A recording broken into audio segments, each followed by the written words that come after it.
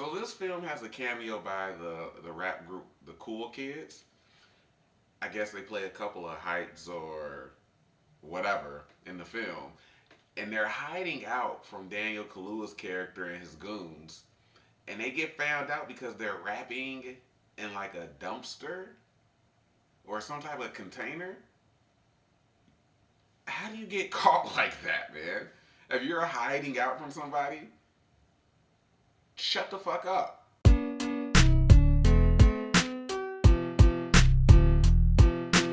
What's up, guys? This is Courtney, one half of the Brothers Deconstruction here, and I'm bringing you my super late review for Widows. This film came out in 2018, and just like with Spider-Man Into the Spider-Verse, this is another film that I saw when it came out, and I recorded a review for it.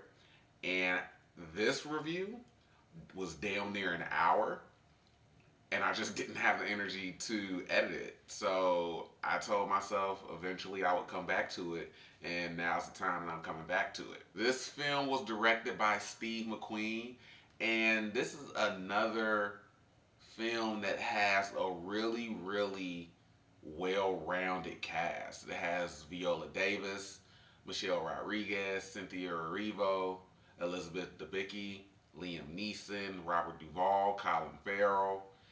It has some very well-known or up-and-coming actors in it, and they all play pretty good roles. So jumping right into the film, this is a thriller based around four wives of men who are criminals. And this is a heist film, but the heist isn't the important thing about the film, because the wives end up, Viola Davis is married to Liam Neeson in the film. He's kind of like the leader of the group. They die in the opening of this film. This film opens with the death of, main characters. And Brian Tyree Henry, who's also in the film, obviously, his character comes to Viola's character and says, "Your husband stole my money, I want it back." So basically the film is her planning out this last job that her husband had set up in order to get the money that they need to pay back the people that they owe. And so she gets the wives of the other husbands together to actually enact the plan. But the actual heist isn't as important as the lead up to it is. It doesn't really, like, the heist is over in 2 minutes maybe. So it's a lot of planning and a lot of these characters, because it's politics involved, it's race relations involved, different stuff. And it's based in Chicago on top of that. The film overall, I think the film is well done. I do think it was probably a little long, but watching it, it didn't really seem as bad as I remember it to be. Because the first time that I saw it, it seemed like it went on a tad bit too long, especially with the subject matter that the film is based on. But watching it a second time, it seemed to flow, and it seemed to flow a little bit better, and the pacing was a little bit better. So I don't think that really bugged me as much as it did the first time. But I will say it probably is a tad bit too long. It comes in just over 2 hours. So this group of wives gets together, and they plan this heist to steal this money from a politician, and we get insight on the characters. So Viola Davis, she had a son with Liam Neeson who was killed, and they show it in the film. And it was one of those instances where it was a police shooting. I do think that they probably could have handled it a little bit differently, but it didn't annoy me as much as when I saw it in theaters the first time. The kid is driving his dad's car to some game or something like that. He's on the phone with him. I think he left his watch or ring or something like that in the car, and so he's telling his son, "Hey, bring it back.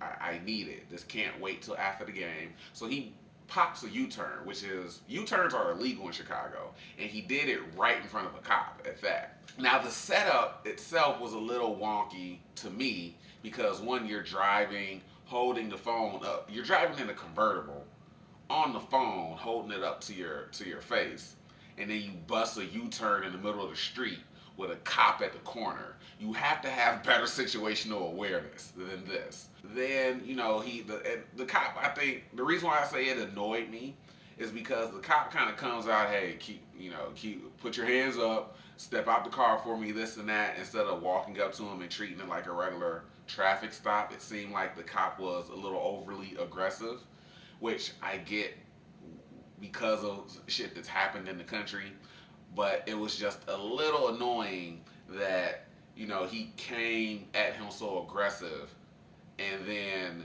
the kid did something that most people probably consider stupid, that he reached down into the seat next to him after the cop said, hey, step out the car, put your hands where I can see them. And then he's reaching into the seat. He's reaching for it, and then he gets shot and killed. We see that relationship between Viola and Liam kind of deteriorate in flashback scenes. We see Michelle Rodriguez, her relationship with her husband.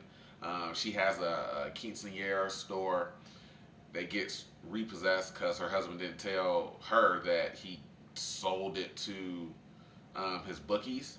And so when his husband, or her husband, I mean, can't make the payment, so they come and take it, and then they find out that he's dead, whatever, like that. Elizabeth Debicki is married to John Bernthal. I think he's abusive, but she's also like this very naive girl. The relationship is kind of weird to see, because it's like, you should be smarter than this. You're old enough to be smarter than this. But overall, I think the film is fine. The acting is good by a lot of the actors in it. Daniel Kaluuya, in particular, he plays Brian Tyree Henry's character Jamal. He plays his brother Jatim. This is one of those. He's one of those dudes, those quiet dudes, and he always has like a mean mug because he on some bullshit. And he stayed on bullshit in this film whenever he popped up, and it was just like, oh, here this motherfucker go again. God damn it! You know he finna do some other shit. And it was crazy to see how intimidating he was without really saying anything, and it was by his actions. So he had a really, really great role in this, or performance, I should say, in this role. And I kind of wish that there was a little bit more of him. I have a friend online that thinks that he died in a shitty way, but, you know, it was a car accident. I mean, shit happens like that. You know, Cynthia Erivo has a really, really, like, poignant moment when she's brought into the group. Viola's character is kind of talking to Michelle and Elizabeth's characters as if Cynthia isn't right there, and she says, no, you can talk to me, I'm right here, you don't have to do all this stupid shit. And then it just gets to the point where she's just like, you gonna watch how you talk to me. And it's like, oh, okay, excuse me. And that's essentially what Viola did in that scene. She was just like, okay, well, we need to bring you up to speed. And so I think it was just a cool moment to see where, you know, a person that's constantly being fucked with is like, nah, we gonna end that right here. Like, nah, that's not about to what. This isn't that. Overall, the performances are really, really good. I think the story is well done. Apparently, this is based on a old British TV show that Steve McQueen used to watch when he was younger. I'm guessing that the premise is very, very similar. He even got one of the actresses from the show to play one of the mothers of a character in the film. But yeah, overall, it touches on a lot of stuff. Chicago is known for having some very crooked politicians, to say the least, and, you know, other stuff going on, and they touch on that. And even Colin Farrell, I generally have a problem with actors that never change their accent in films when it's clear that they're probably playing an American character. But he puts on like the Chicago like accent, the white Chicago accent, I should say, for those that don't know. The nasally kind of, he almost has a JFK type of aura around him, and they said that in the extra features, and so it makes sense when you listen to how he sounds. It's kind of like, yeah, my family's been in this town for however many years, and just the way that he says it and he presents that character, it kind of shocked me, as well as the relationship between his character and Robert Duvall's character, who plays his dad, there's a very toxic and a very shitty relationship between father and son. And you see that, and it kind of boils over at a point in a particular scene that's really, really interesting to watch because of what's being said. But yeah, Colin Farrell surprised me in this film as well. And yeah, I suggest if you get the chance to check it out, do so. It's a good film. I do suggest it. I do say keep it, just kind of have an open mind for some of the stuff that goes on in the film, because one, it's not like balls to the wall action film. It's a thriller that really focuses on the four female leads of the film, as well as it pertains to politics and people running for alderman of a particular neighborhood and things like that. So if that's not your cup of tea, probably want to avoid it, because there might be some stereotypical crooked politician shit that goes on in the film. But other than that, I think it's worth a watch. So yeah, that's my Super Late review for Widows, guys. The reason why the previous review that I recorded, back then, was because I was talking about everything, because there's a lot to talk about in the film. But I figured, hey, it's a thriller. It has a couple of twists in it. It's mostly about the wives. It's mostly about the widows, and it's just another Steve McQueen movie that he shot in Chicago that's kind of true to the city. Yeah, I went on way too long in the previous review, but this time I think I did a much better job of kind of boiling it down to what it's about. So yeah, as always, guys, I appreciate the support, whether it's 1, 5, 10, or 100 views. Check out my previous Super Late review for Spider-Man Into the Spider-Verse.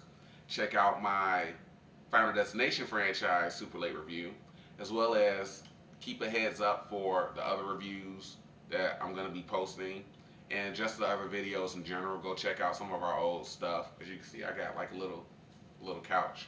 I don't want to get into the story about it, because then that's going to add like 15 extra minutes onto the video. I'll catch up with you guys later.